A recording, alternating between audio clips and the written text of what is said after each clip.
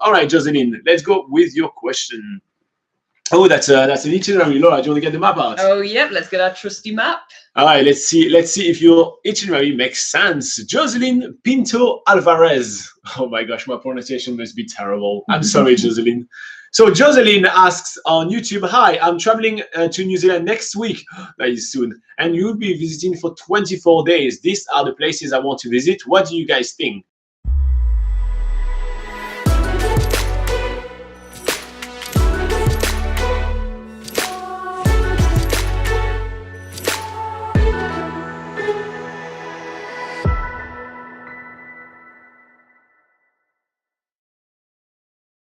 All right, Auckland, Bay of Islands, Coromandel, Waitomo, and Hobbiton. I hope you don't think they're the same place because they're a bit of a drive apart. Rotorua, Wellington, Albert Tasman, Kaikoura, Christchurch, Franz Joseph and Fox Glacier, Wanaka, Queenstown, Fiordland National Park, Mount Cook, and that is pretty much. That's a lot of places. Yeah, that's a lot of places, but I think that's I hope you're in good. New Zealand for a long time. All right. Cool. Well, 24 days, that's pretty good. Joselin, while you are on the live chat, if we don't have anything right now, if we're missing something, make sure you put it really quickly so we don't talk too much about everything else that you're not going to do. All right, so I'm supposing you're arriving in Auckland because almost every single flight arrives in Auckland. Like the 2 and 3 ports in New Zealand are going to be Christchurch and Auckland. It's really rare to arrive at other places, but you're probably going to arrive in Auckland. So the trip that you're going to do in the Bay of Islands is always the shorter kind of like trip because it's basically a back and forth. So what I personally like to do when I do my itineraries around New Zealand is that I always leave the Bay of Islands for last. So if there is some other places that I've visited and I want to stay longer and everything, this is usually what's going to save me, like, you know, about 2, 3, 4 days sometimes. And it is a beautiful place, don't get me wrong. I genuinely love this place in New Zealand, but I feel that this is the thing I can cut because it has beautiful beach, a lot of islands and everything like that. So this is a thing that you will have been able to see around New Zealand as well. So if you keep it for last, you have the flexibility of being able to extend your stay somewhere along the way. And if not, you stick to your plan and you get to visit it. So I think it's always a really good way to do it. All right, cool. Coromandel Peninsula is really, really cool to visit. I will only do it one stop over there, though. I wouldn't be, 24 days only in New Zealand. I would only do about one night. One night, 2 days is pretty good. Yeah. If you just want to see like the highlights, like Cathedral Cove and Hot Water Beach, you can see both of those on an afternoon on the same day. So it's just kind of like that. That's how I would do it. Now, on your way back down, so you're going to want to see Waitomo and Hobbiton. And then after, so then should we get a stop in Hobbiton and then Waitomo and Rotorua? I think usually it's easy to do Waitomo first, then go to Hobbiton, then Rotorua. Cool. All right, so then you make your way to Waitomo. Sending Waitomo is like a one night because you're just going to want to explore the, do some like water rafting or explore the glowworm caves. So it's a half a day activity. So I wouldn't spend much longer there. If you do have an extra bit of time, so let's say, when you're going to go to Hobbiton, which I'm going to talk about really soon, but when you know at what time you're going to be booking your tour, let's say it's an afternoon tour, it's an hour and a half drive, you have plenty of time, you wake up early in the morning, you can definitely around Waitomo check out like the Natural Bridge or the Maricopa Falls. That's it. Maricopa Falls. So there is some really awesome places to check out free around Waitomo, but you keep that for the morning before you leave. So don't stay more than just one night there.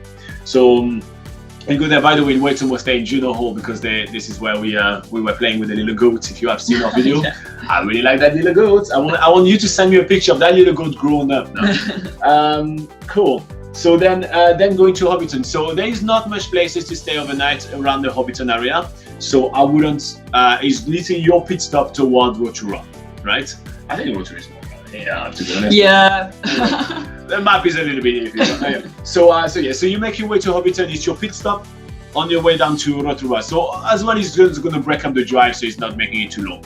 So definitely you go over there, you book it for like, you know, maybe early afternoon. That'd be good. So like that you have a little bit of time in Waitomo. You drive yourself to Hobbiton, you do your tour in Hobbiton. The tour in Hobbiton is, I say, an hour and a half. It's rather short. The tour, I'd give yourself like a couple of hours in Hobbiton. Yeah. So okay, let's say 2 hours. You know, if you start at 1 p.m., you'll be done at 3, and then 3 to Hobbiton to Rotorua is an hour and a half as well. So you'll be an early evening. You'll be in Rotorua.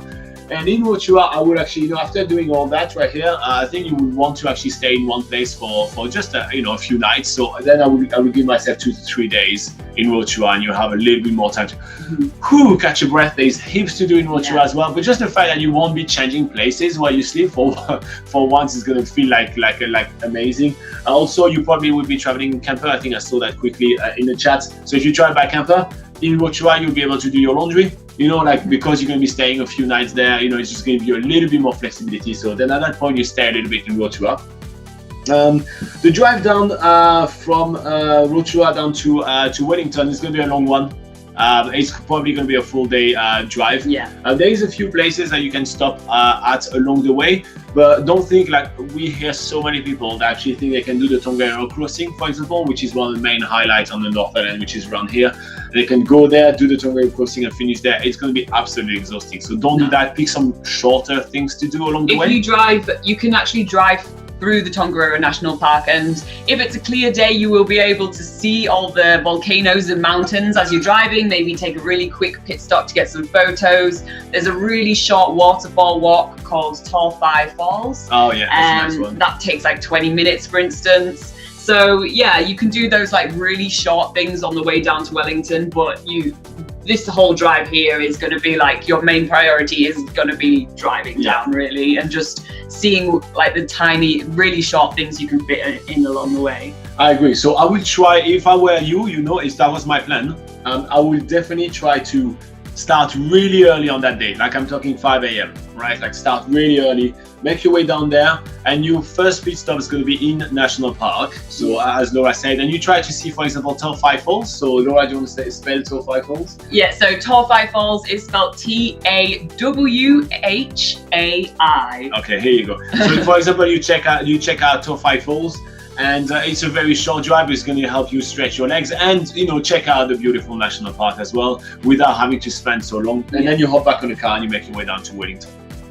Now in Wellington, I wouldn't spend that as long as I would spend in Rotorua, I'll be honest with you. Maybe a couple of days, because it is like, it's a place where you can stock up on supplies. You can go check out the Te Papa Museum, which is a big free museum, and it's usually on everyone's bucket list to go see. You can learn a lot about New Zealand there. And also, you know, treat yourself to some of the cafes and restaurants in Wellington and just get your whole like city experience in New Zealand. It's often seen as like one of the best cities in New Zealand. So yeah. Definitely. And then you hop onto the ferry and you arrive on the South Island, which Laura's going to be in charge of right now. Yeah. So when you're on the ferry, you'll arrive in a little town called Picton, which it does have a lot of stuff to do there, but it looks like you want to go to the Abel Tasman National Park, which is totally cool. And at the Abel Tasman National Park, there are loads of things to do. You can take some boat trips. You can do the Abel Tasman Coastal Track, either doing like the multi-day hike, which I think is about 3 to 5 days long if you do the entire thing, or you can do much shorter versions of that and get water taxi transport back to the beginning. And there's kayaking to do there as well. So that's a place that's really awesome to check out. And since you want to also see the West Coast and the East Coast, I think she should just do that. What, travel? Oh yeah, travel from Christchurch. So like that she can get to do after bus, which is really awesome. Yeah, cool. So then from Abel Tasman, you can then start going down to Kaikoura, which is on the east coast of the South Island. And there you might want to spend a couple of days. There's lots of really awesome activities, especially to do with wildlife, which I'm sure you already know about, and that's why you want to go to Kaikoura. Including my favorite activities in New Zealand, which is still swimming in Kaikoura. You definitely have to do it. Yeah, so there's like, dolphin swimming, whale watching, albatross boat tours as well as a few hikes and things around as well. So check out our videos. We have a lot of videos about most of the activities we're talking about right here. So make sure you check out the videos and see which one is the one that is worth your money.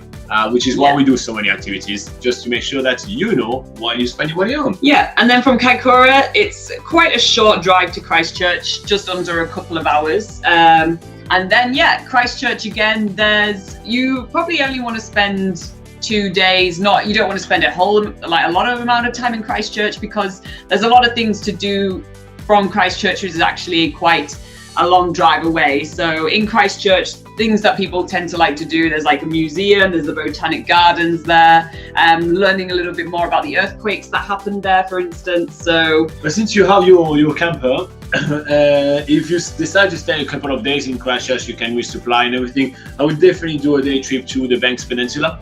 It's definitely worth doing. It's still a little bit of a drive, it'll be about 3 hours. like for the whole day, drive time. So it'll be about 3 hours drive time, but the Banks Peninsula is absolutely amazing. You get little blue penguins, you get the Maui dolphins, which are tiny, really cute dolphins. They're really awesome. Definitely worth doing. So I would definitely go there if I were you. And then after, so you say you want to go to the west coast. So I will drive all the way here, which is the Arthur Pass. It's absolutely stunning. This is where the Transalpine train is running. So I would definitely just cross the Southern Alps. It's epic landscape. It's absolutely amazing. It looks gorgeous. And then start making your way toward the glaciers. Is the road for Arthur's Pass open yet? There was that big... I think it is. Yeah? Okay. I think it is. Just double check that on the New Zealand Transport Agency website. Just Google New Zealand Transport Agency website and you have all the roads opening and everything. But I'm pretty sure it's open. Yeah. Down to the glaciers. Okay, so once you've passed onto the west coast, there's a couple of really small towns that you might want to check out along the way, like Hokitika. There's like a tree walk near there which you can stop by, where it's got like a walkway within a New Zealand forest, which is like raised, and you can be up in the treetops, which is quite a unique experience. But the main event is of course Franz Josef Glacier, or Fox Glacier, but you want to go to Franz Josef. I should say Franz and Fox. So Franz I think she wants Fox. to do the thing like, Franz or Fox, which Okay. Well, I mean that really, So basically, it's always good to have 2 glaciers on your list, just because the weather conditions are so changing above the glaciers, and you never know which one you're going to be actually able to go do a glacier hike on or anything like that. Yeah. So having both of them on your list, Franz and Fox. If the weather is not that great in Franz, on the second day you're in Fox. Otherwise, you get 2 days amazing. It's really awesome. I would spend probably two days in both Franz and Fox, just so it gives you a good amount of time, and at least one of those days should be good weather, hopefully, fingers crossed. Fingers crossed. But both heli hiking experiences over there are amazing, and if the weather isn't good, then there's lots of alternatives that you can do. There's hot pools, there's quad biking, there's horse trekking, and also some hikes as well. You can go for some hikes in the Glacier Valley, which also gives you another opportunity to see the amazing landscape around there. Now, Joselin will make her way to Wanaka after that. Yeah, so through that you will go through the Haast Pass? Yeah, Haast Pass. Really amazing. Thunderfall Creek. Yeah, loads of really small pit stops along the way where you can see various waterfalls. I think there's 2 waterfalls that you can see, and a really famous place to go is somewhere called the Blue Pools of Haast. Which has amazingly blue, clear water just underneath a swing bridge. It makes a perfect picture opportunity, so that's something you don't want to miss. So then once you arrive in Wanaka's a town that people do like to spend 2 or 3 days in. It's just a really picturesque town. You can hire kayaks, hire a paddleboard, go mountain biking. There's skydiving there. There's lots of wine tasting as well. It's quite a foodie town, so there's lots of good places to eat and drink. And then from there, it is a pretty short drive to Queenstown. Adventure capital of the world. There is so much to do in Queenstown. You're going to want to spend some time here, but you need to book your accommodation right now. It is so busy. It gets so busy. It is not a cheap place. You will find that this place here is the place where you're going to spend the most money during your trip. So make sure you're prepared for that. Look at what are the activities you want to do. There are some really cheap and really awesome ones. Like, I mean, I know it sounds really silly, but taking the gondola up and going to do some luge, you get amazing views. It's really stunning, and there's really a lot of things to do there. Yeah. Now, if you find a hostel that have this side accommodation, I wouldn't go to the Fjorden National Park as a trip going down there, because there is only one place where you can camp. There's loads of campsites. No, sorry, wait, I'm with you, camper van. With a powered site. Yeah, powered site and everything. There's only one place, because I know you want to go to Milford Sound, basically, if you want to go to the Fjorden National Park. So I will actually take one of the bus tours that go down there, because as well, it's a very long drive. We're talking 5 to 6 hours each way. So if you want to really enjoy it, taking all the views and everything, you book yourself a bus tour to go down there. And because there is so many over there, you can get them for like, it's around like $120. It's definitely worth it. And that would actually be less than what you would spend on gas going down there. So I will definitely take the guided tours. You're gonna get plenty of stop along the way where you could go, and stretch your legs and do all those things. So I will make Queenstown my base for both exploring the Fjorden National Park and obviously Queenstown, because that's where you wanted to go. Yeah. That's what I would definitely do.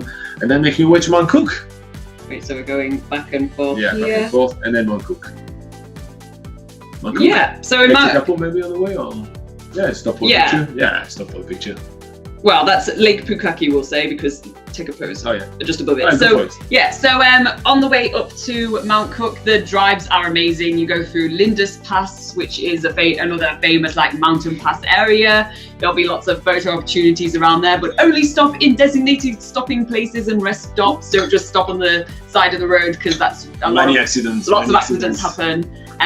So on the way there, you'll also want to probably stop at Lake Pukaki, which is known for its beautiful blue waters, and you can see Mount Cook in the backdrop.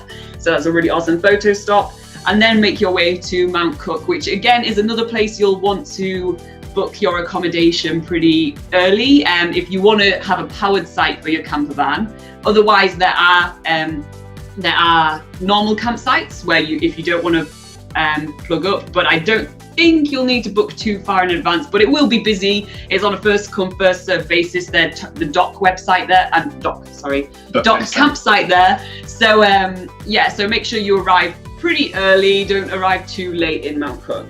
And then from there, that's another opportunity to do some heli hiking. If you missed it in Franz Josef, there's actually some heli hiking on a glacier in Mount Cook as well. So that's an option. Which is the longest glacier in New Zealand, which is pretty cool. But otherwise, you can do Mount Cook 360, which is a little tour, around. Basically, you go around Mount Cook. It's absolutely amazing. Mount Cook is New Zealand's tallest mountain. It's one of the cheapest actually scenic plane trip you can do in New Zealand. So it's pretty cool. It's really awesome. And then after that, I'm supposing you arrive in Christchurch and you are off.